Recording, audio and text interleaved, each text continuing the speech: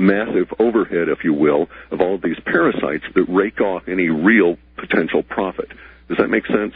There's all these people with their hands out long before the money ever gets to the company. So investing in a gold and silver stock is just another form of pretend payment or pretend ownership, because very few of those dollars or wealth that you have accumulated won't ever actually make it into the hands of that company to aid them in their work. And they're struggling because they're still working under debt. They're operating their entire mining operation on loans, etc. So they're like any other corporation in that regard. Now, there are economists who would argue me on that, but at a broad level, that's really how we see it from our perspective with the data. And so okay, well, let's go to the... I'm sorry? Cliff, I'm going to go to the abyss that's August, September, and let's talk about what the WebBot is seeing. Once the derivatives market begins to pull everything else down, because it's absolutely intertwined with the rest of the economy. So when that begins to happen later this summer and early into the fall, what is the WebBot seeing for us, the people? What can we expect to have happen?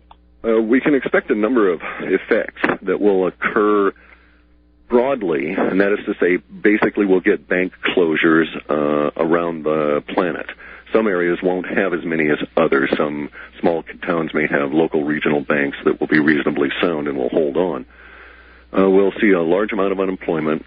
We're going to start seeing a new wave of unemployment somewhere around September 26th or so. There appears to be a level of hiatus here between August 22nd and September 26th, in which there will be much emotional focus on yet another plan that won't come to fruition. So in other words, around August 22nd, a lot of people suddenly turn their attention back to politicians who will be promising yet another form of saving everyone that will prove to be illusionary by September 26th, and then things start getting really bad in terms of the impact showing up on your street, rising prices. We don't have an exact date for any kind of input into hyperinflation, but we think it'll start creeping in sometime in October relative to food and energy to begin with.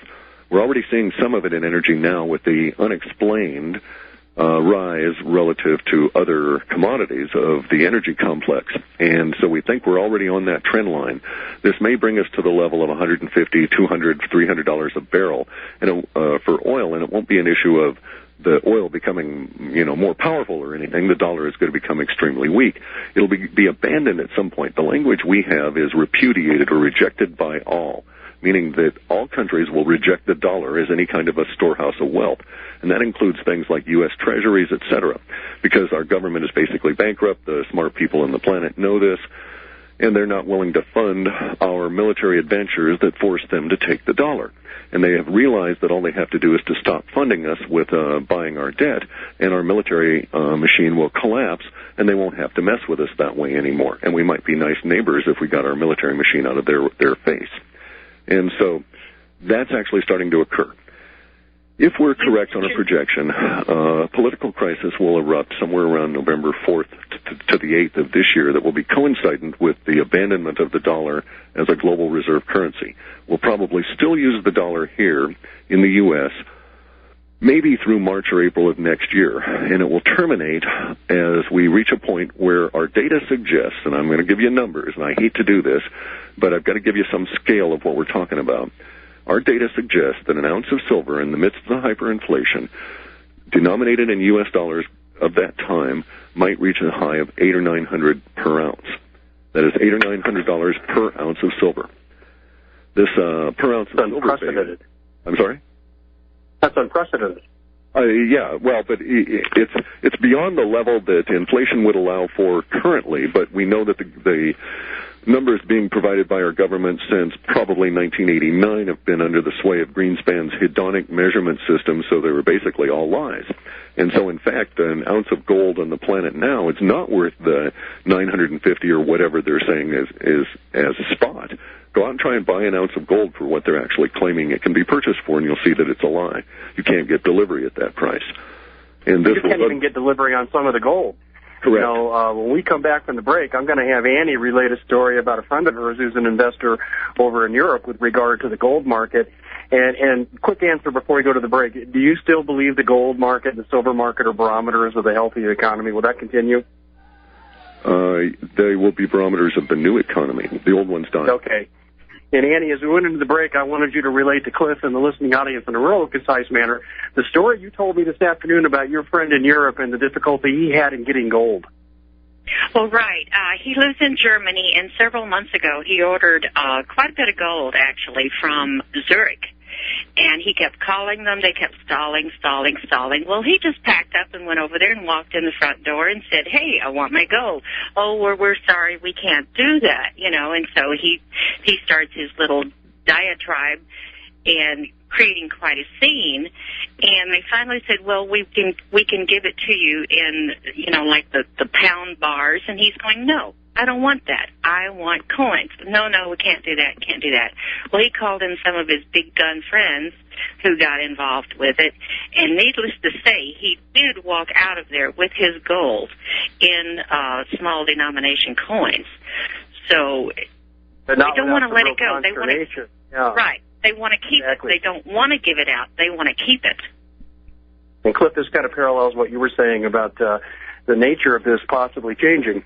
But what we're looking at here, too, Cliff, is you said there's going to be a new economy. What does the WebBot say about that?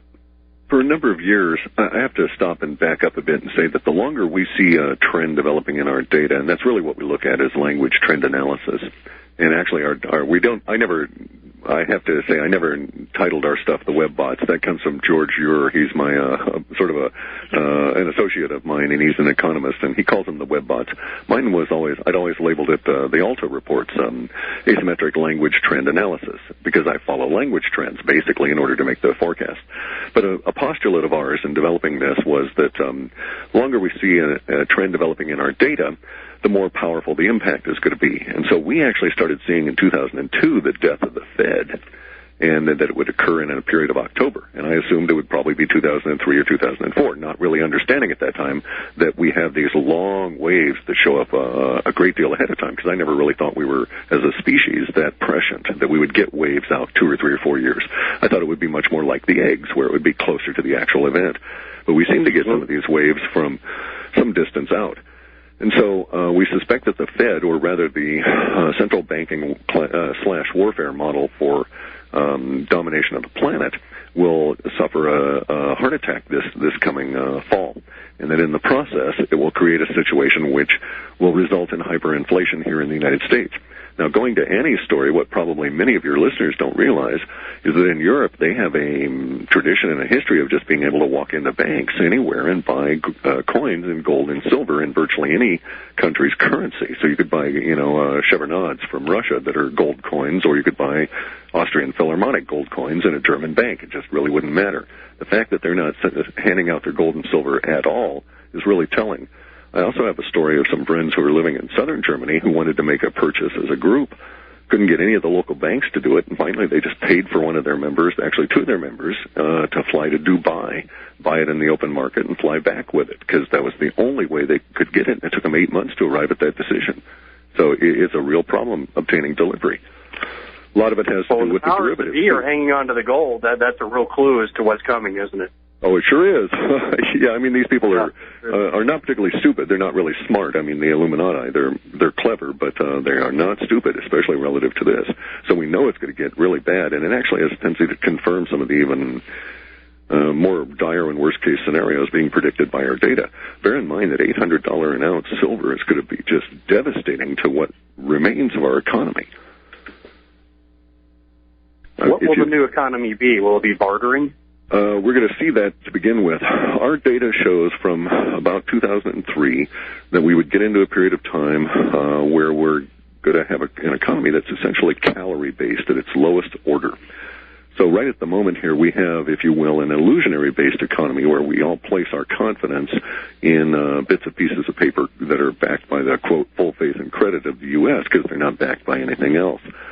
We'll transition from that through precious metals in a broad scale down to a much finer level of resolution in our economy where we trade calories, if you will, in the form of excess food, energy, this kind of thing, at its fundamental lowest level.